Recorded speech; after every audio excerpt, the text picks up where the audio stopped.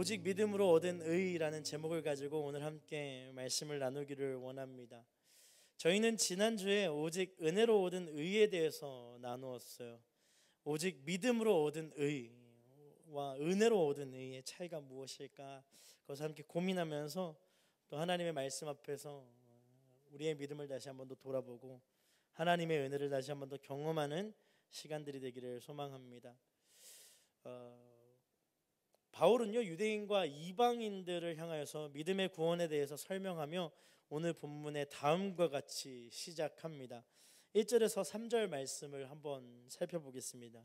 1절에서 3절 말씀을 함께 읽습니다. 시작.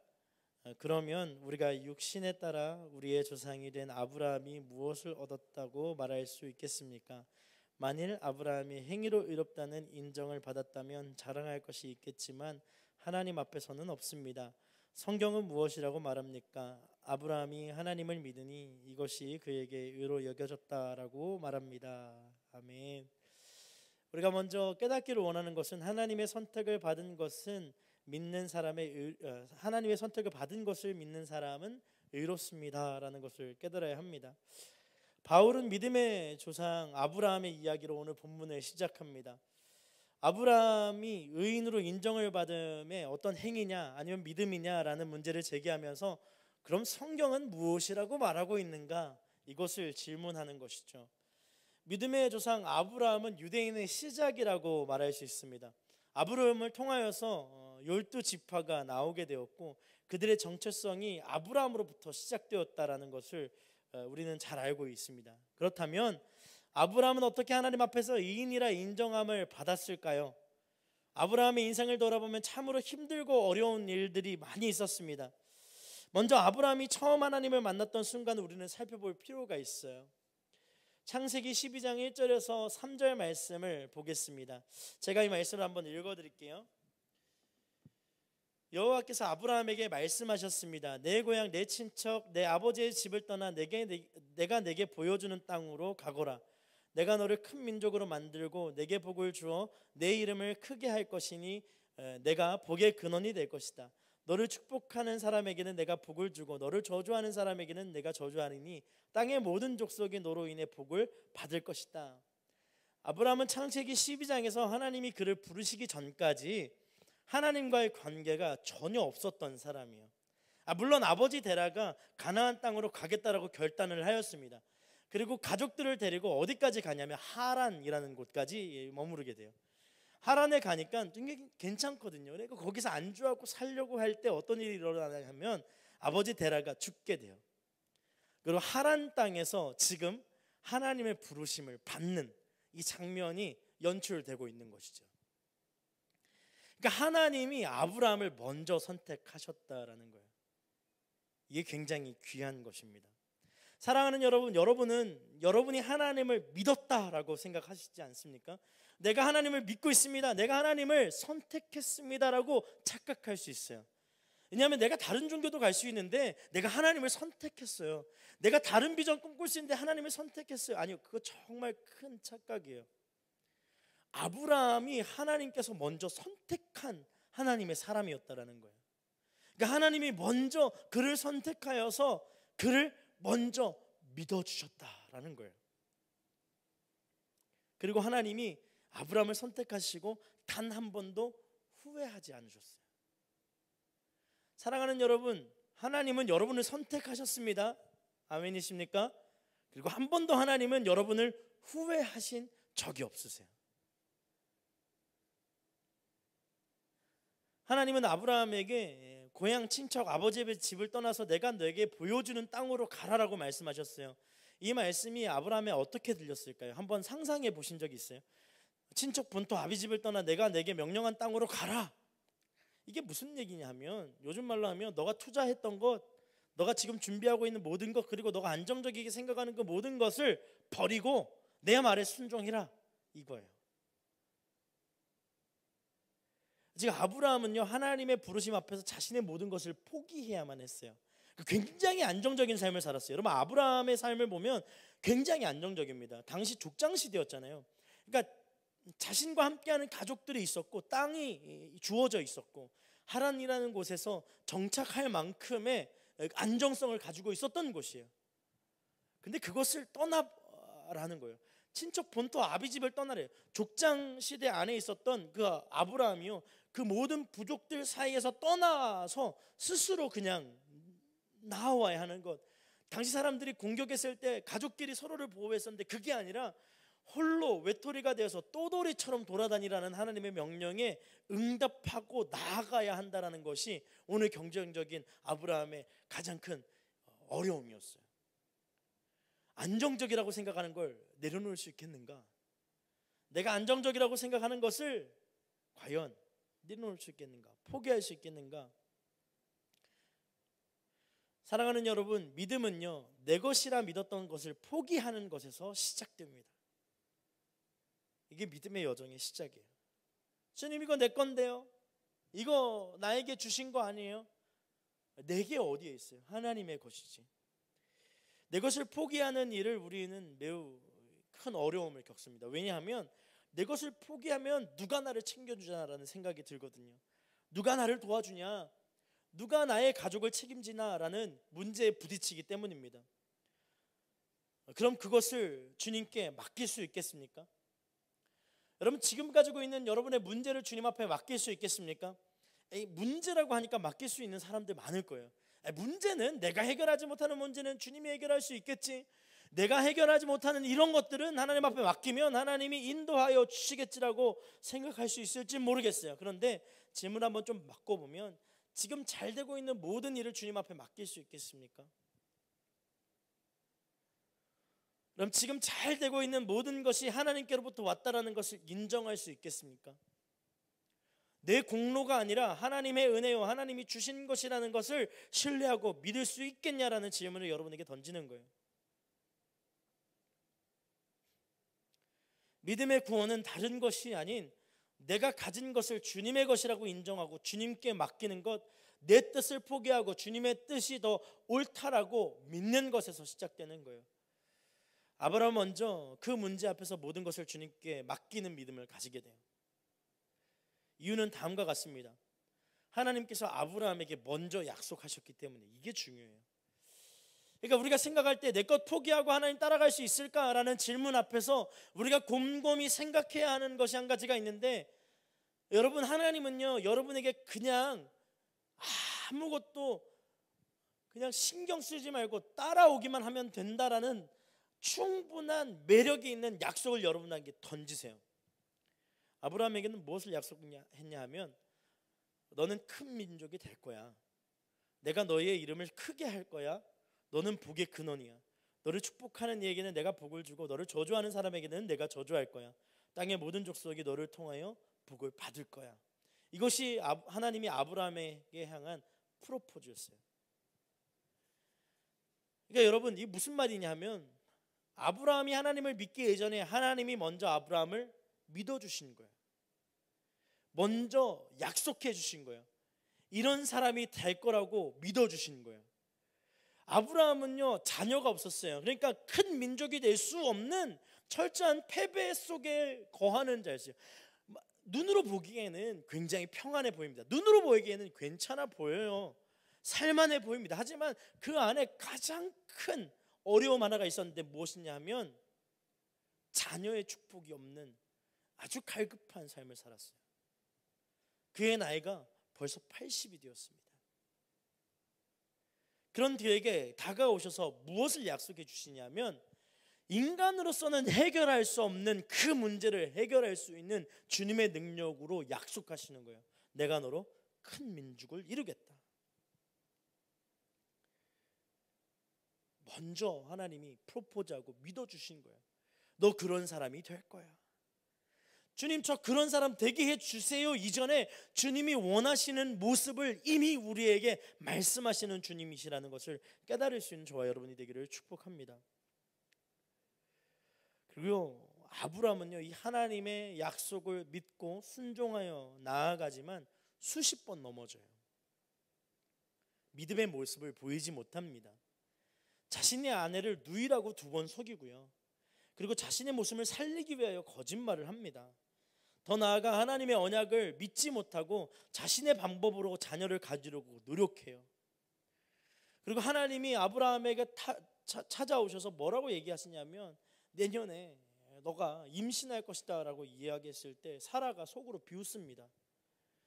이런 믿음에 무너지는 모습들을 너무나도 많이 보여준 아브라함과 이 사라, 그들이 넘어질 수 있었던 이유가 무엇일까요? 바로 현실의 문제를 문제로 보았기 때문이에요. 여러분, 현실의 문제를 문제로 보기 시작하면 어떤 것도 믿음으로 행할 수 없게 됩니다. 아브라함은 시간적인 문제를 가지고 있었어요. 생명의 문제를 가지고 있었습니다. 근데 그 문제가 현실적으로 바라보면 절대 해결될 수 없는 문제예요. 그러니까 믿음으로 말미암아 구원을 받은 것을 믿는 그 사람이 의롭다라고 이야기하는 이유는 이것이 육신의 능력으로는 절대 해결될 수 없는 문제이기 때문입니다. 여러분, 구원이라는 것은요, 어떤 육체적인 행위를 통하여서 이루어낼 수 없는 하나님만 해결할 수 있는 문제예요. 아브라함은요, 이 시간적인 문제를 뛰어넘지 못했어요. 사라에게는 이미 여성으로서 아이를 가질 수 없는 노화가 진행되었습니다. 그러니 아무리 믿음이 있다 하여도 현실적으로 불가능한 일을 경험하고 있기에 믿음보다는 내가 해결할 수 있는 방법들을 찾기 시작해요. 이게 문제예요.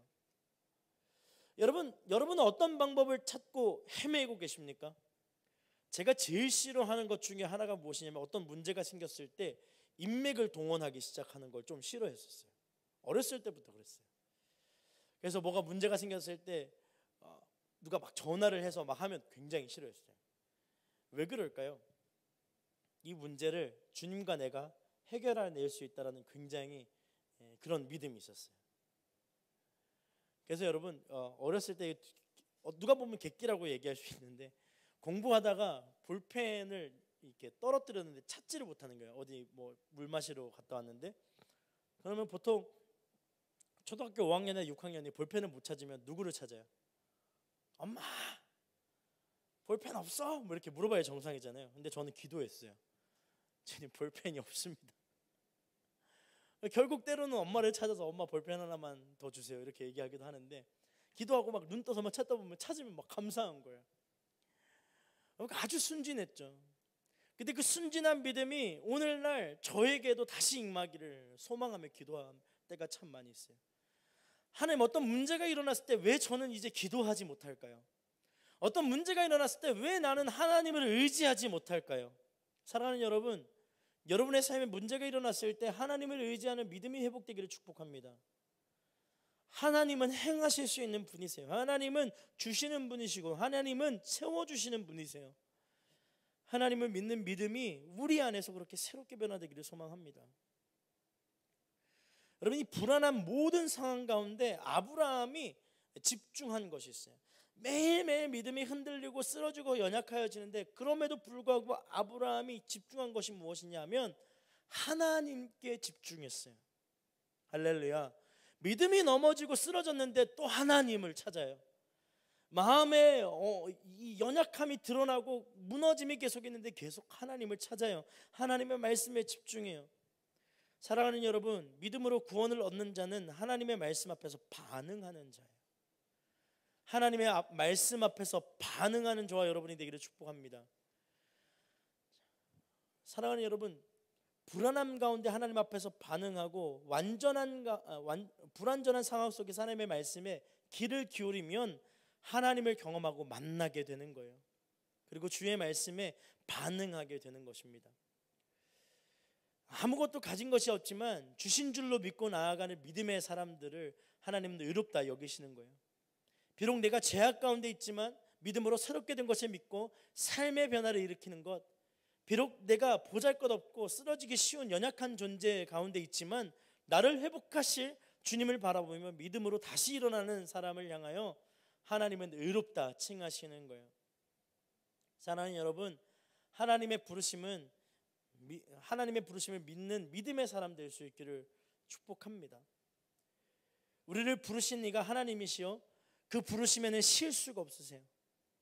비록 지금 내 상황이 불안해 보이고 초조함이 우리를 언습해 오지만 하나님이 우리를 믿어주시고 그 끝내 우리를 회복하실 것을 믿을 수 있는 저와 여러분 되기를 소망합니다. 그 다음 우리가 깨닫길 원하는 것은 당연한 것이 당연한 것이 아닌 은혜를 기억해야 해요. 4절과 5절 말씀을 함께 살펴보겠습니다. 4절과 5절 말씀입니다. 함께 읽습니다. 시작. 일하는 자에게는 품삯이 은혜로 여겨지지 않고 정당한 대가로 여겨지나 일하지 않고 경건치 않은 사람을 의롭다고 인정하시는 분을 믿는 사람에게는 그의 믿음이 의롭게 여겨집니다. 바울은 품삯의 이야기로 은혜로 의롭다 인정함을 받는 사람들의 이야기를 나누고 있어요. 마태복음 20장을 보면 예수님이 포도원 일꾼 비유를 이야기하시는 부분이 등장합니다. 포도원 주인이 이른 아침에 일꾼을 고용하러 나갑니다. 하루 품삯을 한 데나리온으로 정하고 사람들을 모아서 일을 시키는 것이죠. 그리고 9시에 한 번, 12시에 한 번, 3시에 한 번, 오후 5시에 한 번 이렇게 나가 보니까 갈 때마다 사람들이 그 공터에서 뭘 해야 할지 몰라서 빈둥빈둥 거리는 것을 본 거예요. 그래서 그 사람들을 다 초대해서 포도원에서 일하게 하였습니다. 5시에 온 사람이 먼저 와서 하루 품삯을 받아가요. 한 데나리온을 받아갑니다. 아침에 일찍 온 사람들이 스스로 더 많은 것을 받을 수 있겠다라는 기대감을 가지고 주인께 나아가는 거예요. 그리고 약속한 대로 한 데나리온이 주어지자 불평하기 시작합니다. 여기서 문제가 무엇입니까? 일을 많이 하고 적게 받은 것이 문제일까요? 그렇지 않습니다. 하루의 일을 우리에게 허락하신 주님이 우리와 함께 하신다, 나를 일 시켜주시는 주님이 계신다라는 것을 깨닫지 못한 것이 문제예요. 만약에 포도원 주인이 일을 시켜주지 않았다면 이른 아침에 나온다고 하여도 한 데나리온의 은혜를 경험할 수 있을까요? 그렇지 않습니다. 일감이 없어서 방황했던 그들에게 일을 허락하신 그 주인의 마음을 깨닫는 은혜가 우리 가운데 있어야 돼요. 우리 가운데 믿음이 흔들리는 이유가 무엇일까요? 지금 현재 주어진 상황에 남들보다 더 많은 것을 누리기를 원하지만 남들보다 더 짧은 시간에 더 좋은 것과 더 많은 것을 누리기를 소망하는, 근데 그렇게 되지 않으니까 불평과 불만이 차오르기 시작하는 것이죠. 우리는 더 좋은 미래를 향하여 날마다 열심히 살아갑니다. 그리고 그 열정을 앞에 두고 나에게 주어진 일들이 정말 내가 이루어낸 것이라고 착각하며 살아가요. 더 빠르게 더 잘 되기 위해서 강박을 가지고 살게 됩니다. 우리에게 삶을 허락하신 하나님을 보지 못하게 되는 것이죠. 우리에게 주어진 것이 당연히 내가 누릴 수 있는 것이라고 생각한다면 그것은 굉장히 큰 오해를 가지고 있는 거예요. 마치 내게 주어진 품삯이 당연히 나에게 주어져야 하는 것이라고 착각하며 하나님을 오해하고 하나님의 은혜를 무시하면서 살고 있지 않은지 여러분의 삶을 돌아볼 수 있기를 축복합니다. 사랑하는 청년 여러분, 우리의 삶의 한가운데 드러나야 할 하나님에 대한 감사가 사라졌다면 여러분 삶에 주어진 모든 것을 여러분 한번 돌아볼 수 있으면 좋겠어요. 정말 감사가 사라졌다면 내가 당연히 누리는 것이라고 이 생각하는 교만에 빠져 있지는 않는 것인가? 이거 당연히 내가 누려야 되죠. 당연히 내 것이죠. 내가 열심히 일했으니까 월급 받는 게 당연하고요. 내가 열심히 공부했으니까 좋은 성적 얻는 게 당연한 거고요. 내가 열심히 했으니까 당연히 열심의 결과로 얻어내는 모든 것은 내 영광이 되지 않겠습니까? 그렇게 생각하고 있다면 하나님의 존재를 믿지 못하는 믿음의 시험 가운데 우리가 들어가게 되는 것이죠. 주님을 믿는다는 것은 단순히 하나님의 존재를 믿는 것을 뛰어넘어 내 삶의 모든 것이 주님께로부터 왔다라는 것을 믿는 믿음인 것입니다. 좌우에 있는 분들에게 이렇게 한번 고백했으면 좋겠어요. 내 모든 것이 주님께로부터 왔습니다. 이렇게 고백합시다. 아멘. 6절과 8절 말씀을 함께 보겠습니다. 6절과 8절 말씀입니다. 함께 읽습니다. 시작. 행위와 상관없이 하나님께 의롭다고 인정받은 사람의 복에 대해 다윗도 이렇게 말합니다. 주께서 불법을 용서하시고 죄를 덮어주시는 사람은 복이 있고 주께서 그 죄를 인정치 않으실 사람은 복이 있다. 바울은 다윗의 고백을 인용하여서 하나님이 죄인을 의롭게 하시는 방법을 설명하고 있어요. 6절에서 8절 내용은 시편 31편 1절에서 2절 말씀으로 인용되고 있습니다. 시편 32편 1절에서 2절 말씀은 다음과 같이 기록하고 있습니다. 죄를 용서받고 그 죄가 씻겨진 사람은 복이 있습니다. 여호와께서 그 죄를 묻지 않으시고 그 마음에 교활함이 없는 사람은 복이 있습니다. 무슨 얘기냐 하면요, 다윗이요 얼마만큼 그 당시에 가장 선한 영향력을 미치는 왕이었습니까? 아주 하나님의 사랑을 독차지하였고 이스라엘 백성들에게 모든 친송을 받았던 왕이에요. 근데 그 왕이 어떤 죄를 범하냐 하면요, 자신의 신하 우리아의 아내 밧세바를 범하게 됩니다. 밧세바를 범하였는데 이 성적으로 타락을 하게 된 거죠. 근데 그 성적으로 타락한 것을 무모시키기 위해서 무엇을 행하냐면 우리아를 전쟁터 가장 앞에 세웁니다. 그리고 전쟁터에서 전사하게 만들어 버려요. 이 살인의 죄까지 범하게 됩니다. 그런데 그가 회개하는 눈물로 주님 앞에 나오자 주님께서 그 죄를 덮으시고 의인으로 인정하시는 은혜를 경험하게 돼요. 여러분, 죄를 용서받는 것이 어떤 의미인지 한번 돌아봐야 해요. 죄라는 것이 성립되기 위해서는요, 반드시 죄에 해당하는 범죄가 있어야 되고요, 가해자와 피해자가 나누어져야 합니다. 그리고 죄의 기준이 되는 법이 있어야 해요. 특히 죄라는 것은 어떠한 기준을 벗어나서 그 기준 밖의 일들을 선택하게 되었을 때, 그 피해가 입증이 되었을 때, 검증이 되었을 때 성립되는 것이 죄입니다. 그럼 우리의 죄는 무엇으로부터 기준을 삼아야 하고 무엇으로부터 그 기준이 벗어나야 죄가 성립이 될까요? 우리가 중심으로 가져야 할 기준은 무엇일까요? 이게 중요해요. 여러분, 오늘 믿음 얘기하는데 자꾸 우리의 삶이, 우리의 방향성이, 우리의 믿음이 어떻게 가야 하는가 이야기하게 되는 이유는요, 바로 이 죄가 성립되는 모든 과정에서 가장 중심 되시는 분이 하나님이라는 거예요. 어떠한 죄성이 우리를 죄되게 한 것이 아니라 하나님으로부터 벗어난 것이 죄가 된 거예요. 그러니까 조금 쉽게 하면 믿음으로 구원에 이르는 것은요, 하나님을 바라보는 거예요. 근데 이 하나님을 바라보는 내 시선이 하나님으로부터 벗어나게 되면 죄가 되는 거예요. 그러니까 조금 더 한번 깊게 얘기하면 하나님 그 자체가 우리의 기준이 되세요. 하나님을 벗어난 모든 것은 죄가 됩니다. 하나님을 벗어난 모든 것은 하나도 빠짐없이가 죄가 되는데, 이런 거예요.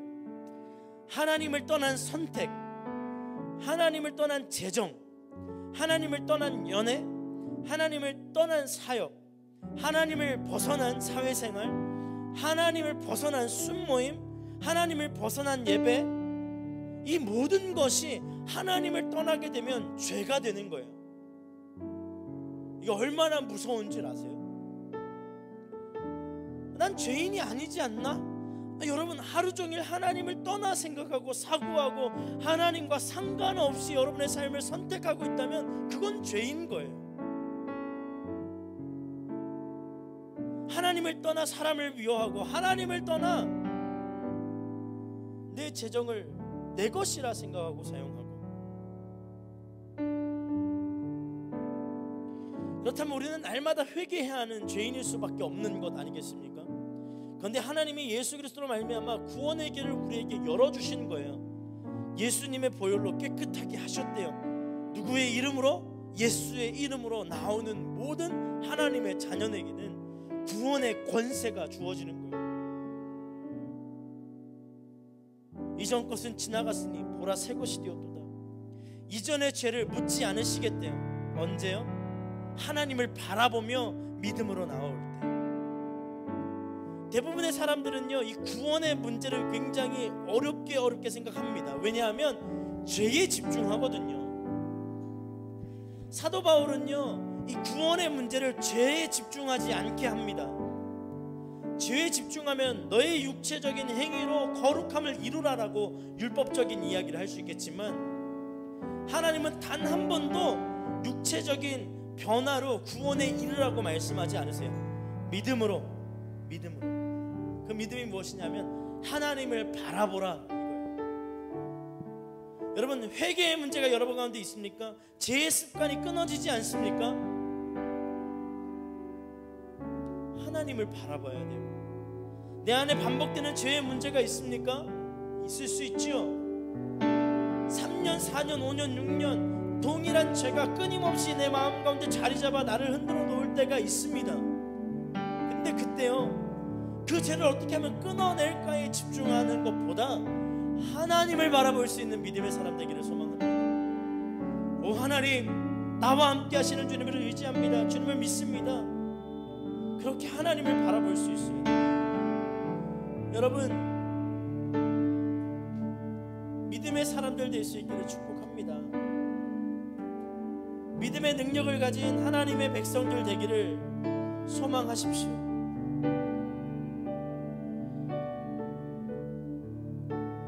오늘 본문 12절을 보면요, 그는 또한 할례 받은 사람의 조상이 됐습니다. 곧 할례를 받을 뿐 아니라 우리 조상 아브라함이 할례를 받지 않을 때 가졌던 믿음의 발자취를 따르는 사람들의 조상이 됐습니다.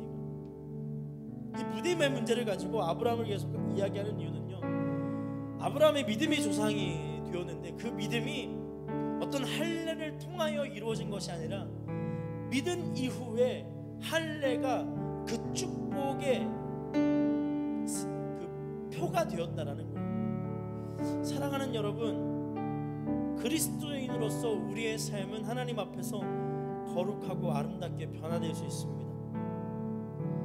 우리의 구원은 오직 믿음으로 말미암아 이루어진 구원을 줄 믿습니다. 그 믿음이 저와 여러분의 삶 가운데 차고 넘치기를 축복합니다. 나 같은 죄인도 주님이 살리셨고 나 같은 죄인도 의롭다 칭하여 주시는 그 은혜를 믿음으로 구원에 이르는 저와 여러분의 인생 되기를 소망합니다. 우리 다 같이 자리에서 일어나서 이 찬양의 고백으로 주님 앞에 나아가기를 원합니다. 하나님의 은혜로, 하나님의 은혜로 있을 데 없는 자 왜 구속하여 주는지 난 알 수 없도. 왜 내게 굳센 믿음과 왜 내게 굳센 믿음과 또 복음 주셔서 새 맘이 항상 편한지 난 알 수 없도다. 내가 믿고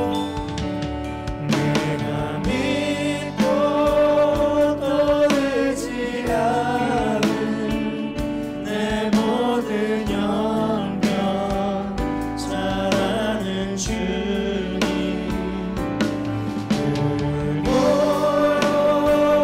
해주실 것을 나는 확실히 아네. 내가 믿고 또 의지하는 내 모든 영병 잘하는 주님,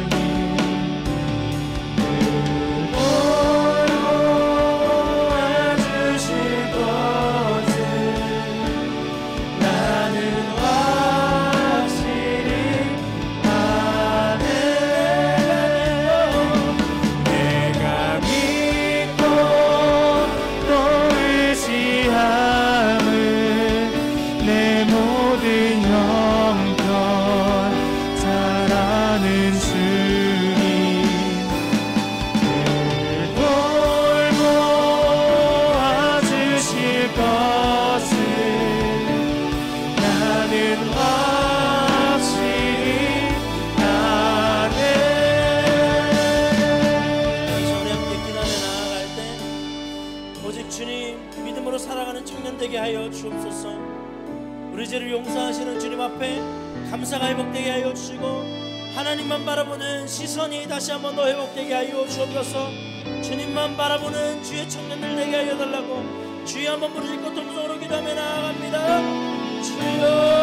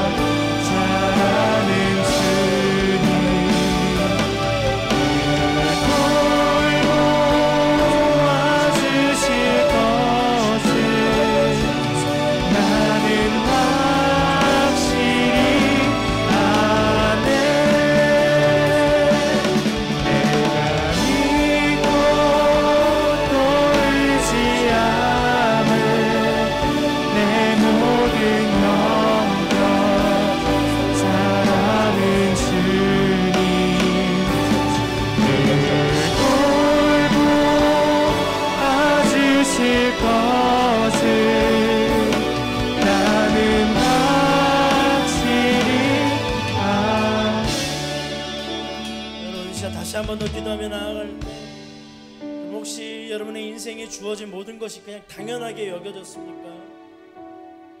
그렇다면 이 시간 하나님 앞에 시선을 돌려 하나님 나에게 주어진 인생이 당연한 것이 아니라 하나님이 허락하셔야만 우리에게 주어지는 인생임을 기억하게 하여 주옵소서.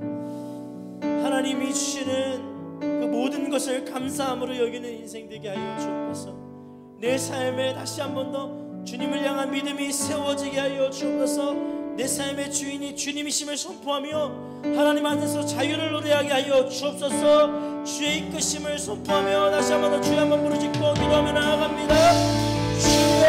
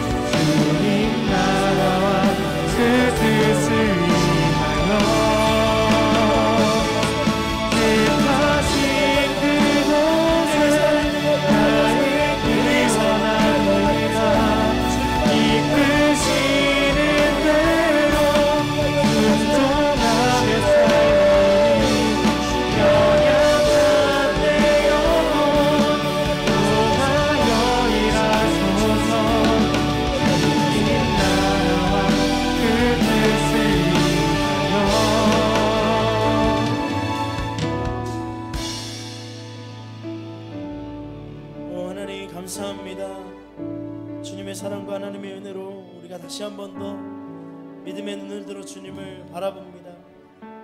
날 구원하신 주님을 향한 그 믿음을 놓지 않을 수 있는 주의 청년들 되게 하여 주옵소서. 내 가진 것이 전부 하나님께로부터 왔다라는 것을 기억하며 하나님 앞에 감사하며 오직 주님의 이끄심을 믿는 믿음으로 다시 한 번 더 새롭게 거듭나는 인생 될 수 있도록 주님 축복하여 주옵소서. 함께 하실 주님을 찬양합니다. 감사드리며 예수님의 이름으로 기도드렸습니다. 아멘. 우리 하나님 앞에 영광 박수 드리겠습니다.